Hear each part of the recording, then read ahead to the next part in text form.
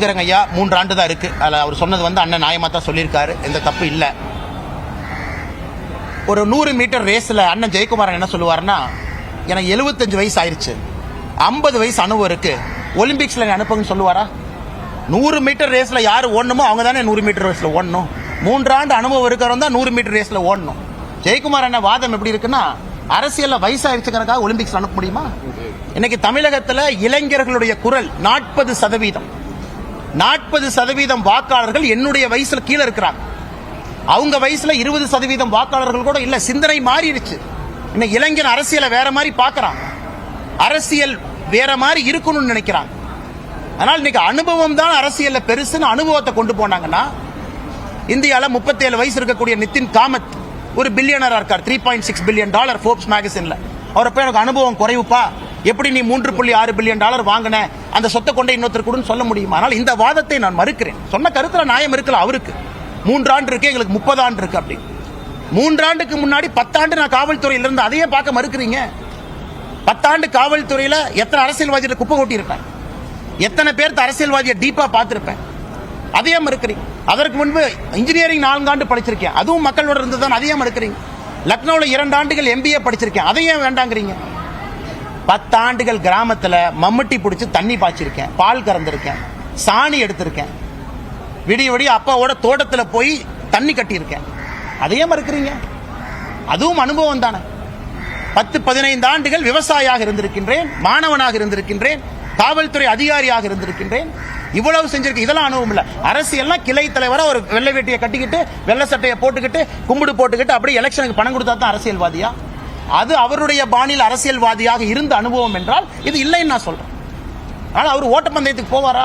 நாளைக்கு மோடி ஐயா போன் பண்ணி, அண்ணா எங்க தலைவர் 70 வயசு ஆயிருச்சு, பொதுச் செயலாளர், அவருக்கு அரசியல் அனுபவம் தமிழ்நாட்டில் அதிகனே, அதனால் 100 மீட்டர் ஓட்டப்பந்தயத்துக்கு அனுப்புன்னு சொல்ல முடியுமா?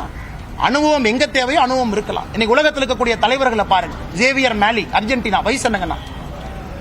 இதுக்கு முன்னாடி ரிஷி சுனக் இருந்தாங்க, வயசு என்னன்னா? உலகம் முழுவதும் இருக்கக்கூடிய தலைவர்கள் பாருங்க. இட்டலியில பாருங்க, வயசு என்ன? பிலோ 35 இன்னைக்கு வட அமெரிக்கால அதிபர்களாக இருக்கிறாங்க. இன்னைக்கு பங்களாதேஷ் இருக்கக்கூடிய இன்ட்ரியம் அட்மினிஸ்ட்ரேஷன் இருக்கக்கூடிய 21-22 வயசு பசங்க மாணவர்கள் 3 அமைச்சரவை பொறுப்பை நிர்வகிக்கிறாங்க. அதனால இன்னும் அவங்க அந்த காலத்தில் உட்கார்ந்து இருக்கிற மாதிரி 70 வயசு 60 வயசுனா இந்தியா மாறிடுச்சு. அவர்களுக்கு புரிவதற்கு நேரமாகும். வரும்பொழுது அவர்கள் புரிந்து கொள்வார்.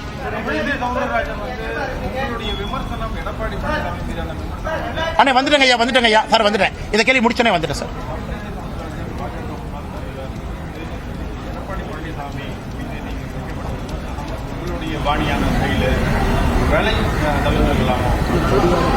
எல்லாருக்குமே ஒரு கருத்து இருக்குமாண்ணா. எடப்பாடி அண்ணன் மீது வைத்த விமர்சனம் 100% என்னை பொறுத்தவரை சரி. அதுல ஒரு பாயிண்ட் நான் பின்னாடி போக மாட்டேனா. நீங்கெல்லாம் அப்படியே சொல்லலாம், டெய்லி ஒரு முன்னாள் அமைச்சர் என்னை திட்டலாம், தற்குறின்னு சொல்லலாம், படிப்புக்கு போனா கொச்சைப்படுத்தலாம், நான் செய்யக்கூடிய வேலையை கொச்சப்படுத்தலாம், ஆட்டை வெட்டலாம், இதெல்லாம் பண்ணுவீங்க. நான் அப்படியே உட்கார்ந்து அப்படியே கையை கட்டிக்கிட்டு, அண்ணே சாரிங்க அண்ணே, உங்களுக்கு 40 வயசு அனுபவம் இருக்கு, சாரிங்க அண்ணே எனக்கு 3 வருஷம் தான் இருக்கு சொல்றதுக்காக நான் வரல சார். அது உட்கட்சியாக இருந்தாலும் சரி, வெளிக்கட்சியாக இருந்தாலும் சரி, என் பாணி மாறாது. நான் இங்கே வந்திருப்பது அரசியல் மாற்றத்திற்காக. நான் தலைவரான பிறகு நகர்வுல மட்டும் நீங்க பாருங்க, இந்த கட்சி எங்கெல்லாம் போயிருக்கு. தனியா உள்ளாட்சி தேர்தல், தனியா லோக்சபா தேர்தல், தனியா தான் நிக்கிறோம். ஏன் கட்சி வளரணும்.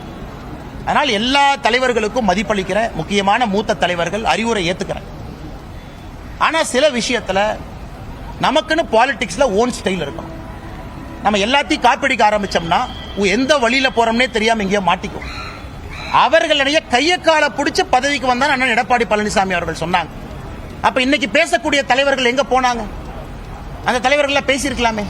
கையை காலை பிடித்து வந்தான், என்னது வேலை செய்யாம உழைக்காம வந்தன.